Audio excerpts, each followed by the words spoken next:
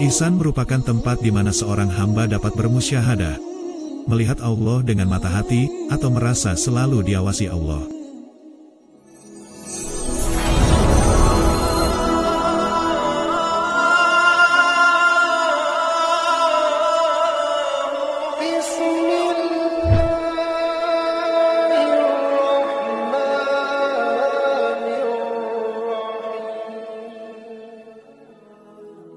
Assalamualaikum warahmatullahi wabarakatuh.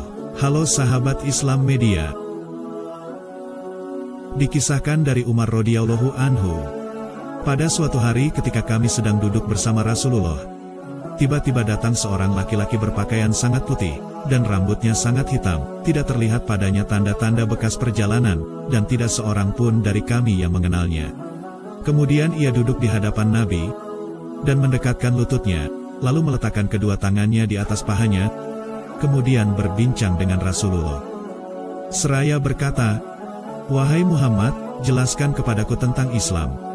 Nabi menjawab, "Islam itu adalah, engkau bersaksi, bahwa tidak ada sesembahan yang berhak diibadahi dengan benar kecuali Allah, dan Muhammad adalah utusannya, engkau menegakkan sholat, menunaikan zakat, puasa Ramadan, dan haji ke Baitullah Al-Haram jika engkau mampu mengadakan perjalanan ke sana." Laki-laki tersebut berkata, "Engkau benar." Maka kami pun terheran-heran padanya, dia yang bertanya dan dia sendiri yang membenarkan jawabannya. Dia berkata lagi, "Jelaskan kepadaku tentang iman." Nabi menjawab, "Iman itu adalah, engkau beriman kepada Allah, malaikat-malaikatnya, kitab-kitabnya, rasul-rasulnya, dan hari akhir, serta engkau beriman kepada takdir baik dan buruk." Ia berkata, "Engkau benar." Kemudian laki-laki tersebut bertanya lagi, "Jelaskan kepadaku tentang ihsan." Beliau Rasulullah bersabda, "Ihsan adalah, engkau beribadah kepada Allah seolah-olah engkau melihatnya. Kalaupun engkau bisa melihatnya, sungguh dia melihatmu." Dia berkata, "Beritahu kepadaku kapan terjadinya kiamat." Nabi menjawab, "Tidaklah orang yang ditanya lebih mengetahui dari yang bertanya." Ia berkata lagi, "Jelaskan kepadaku tanda-tandanya." Nabi berkata, "Jika seorang hamba melahirkan tuannya, dan jika engkau melihat seorang bertelanjang kaki dan dada, miskin dan penggembala domba kemudian berlomba-lomba meninggikan bangunannya." Kemudian laki-laki itu pergi. Umar pun terdiam sejenak.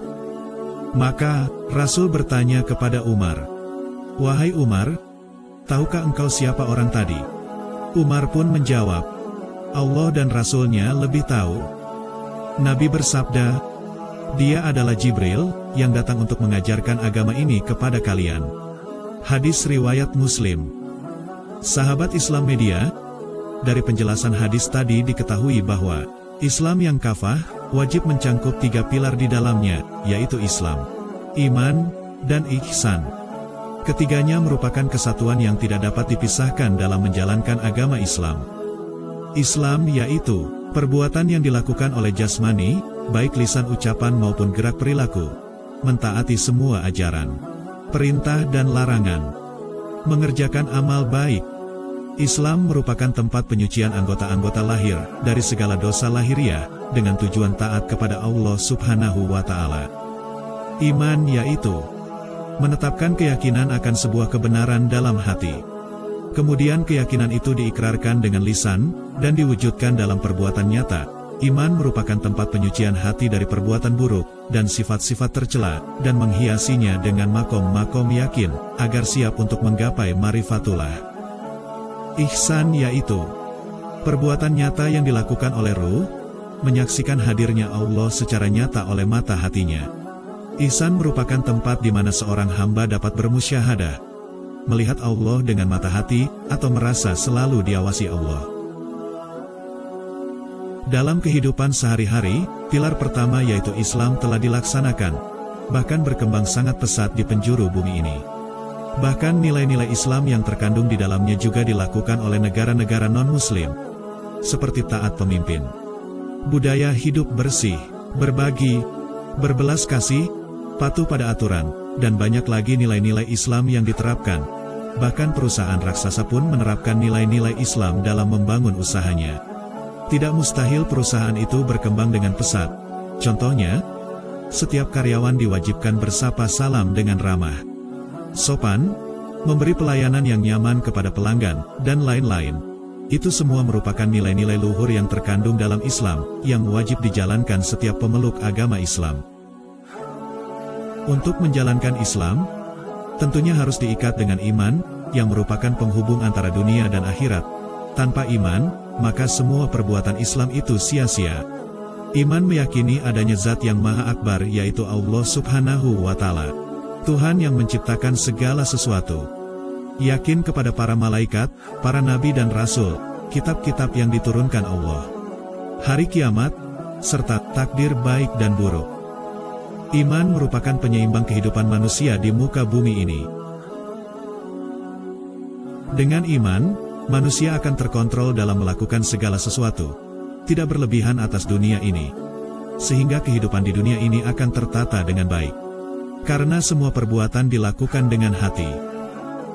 Iman dapat dilakukan jika manusia sudah sampai pada tahap ihsan terlebih dahulu.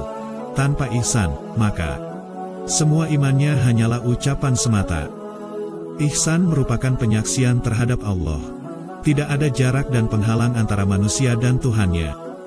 Manusia menyadari dengan sebenar-benarnya bahwa apapun perbuatannya disaksikan langsung oleh Allah. Baik perbuatan zahir maupun perbuatan yang tersembunyi dalam hatinya. Manusia pada tahap ini, ia tidak akan berani melakukan perbuatan-perbuatan tercela. Karena ia selalu memandang wajah Allah di setiap geraknya, dan Allah juga menyaksikan segala perbuatannya. Dalam tahap ini yang bekerja adalah ruhaninya. Kemudian hatinya meyakinkan semua penyaksiannya sebenar-benarnya yakin tanpa keraguan. Barulah seluruh indera tubuhnya hanya mengikuti, melakukan segala sesuatu atas dasar ihsan. Dalam ilmu tasawuf, ketiga pilar yaitu Islam, iman dan ihsan, merupakan mutlak harus dilakukan secara bersama-sama, tidak bercerai-berai. Karena ketiganya merupakan bangunan agama yang satu kesatuan. Jika salah satunya hilang, maka runtuhlah agama itu. Namun saat ini, ihsan di dalam dunia Islam telah terlupakan. Ihsan hanya dijadikan perbincangan di dalam majelis-majelis ilmu, tetapi tidak dipraktekkan kebenarannya. Tidak diriset hadis Nabi itu, yang dikatakan bahwa engkau beribadah kepada Allah seolah-olah engkau melihatnya. Kalaupun engkau bisa melihatnya, sungguh Dia melihatmu.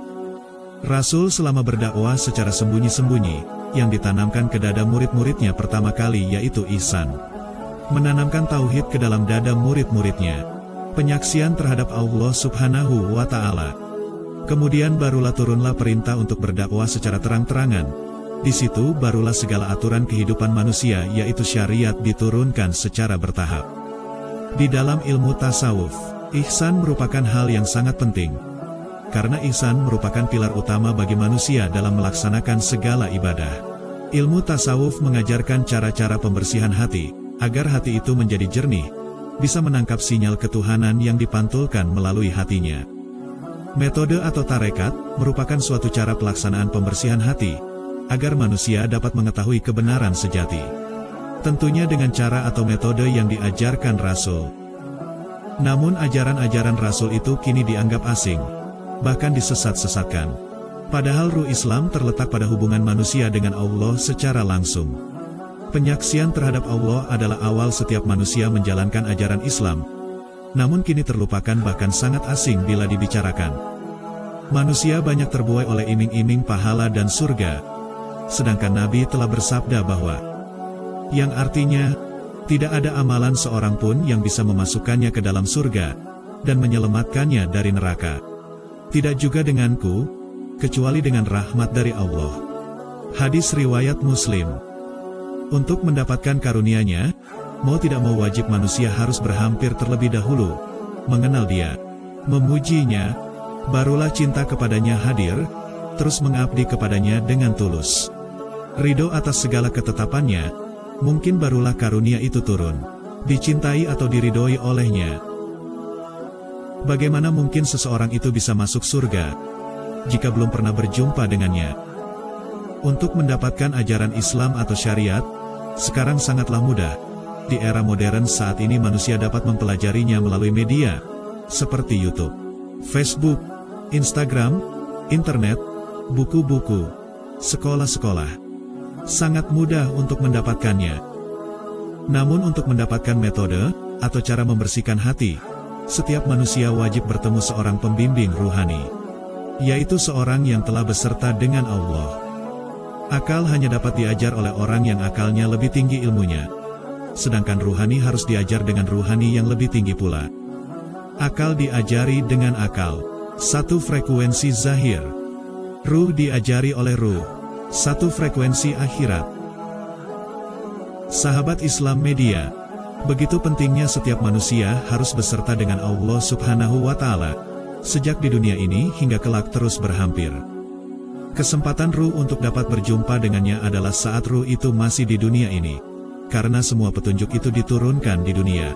Nabi, Rasul, dan wali-walinya diturunkan di dunia ini, bukan nanti saat ruh sudah terlepas dari jasad, karena di alam kubur sudah tidak ada lagi petunjuk. Di sana ruh hanya meneruskan apa-apa yang sudah ia lakukan di dunia ini. Jika selama di dunia ruh itu beserta dengan Allah, maka di alam kubur dan seterusnya ia akan terus beserta Allah. Jika selama di dunia ruh itu tidak beserta dengan Allah, maka di alam kubur dan seterusnya ruh itu tidak akan beserta dengan Allah. Jika ruh itu tidak beserta dengan Allah, maka kemungkinannya ruh itu beserta dengan iblis. Kemungkinan itu hanya ada dua, beserta dengan Allah atau beserta dengan iblis. Tidak ada kemungkinan lain lagi. Maka mutlak saat ini, ruh itu harus beserta dengan Allah Subhanahu wa Ta'ala.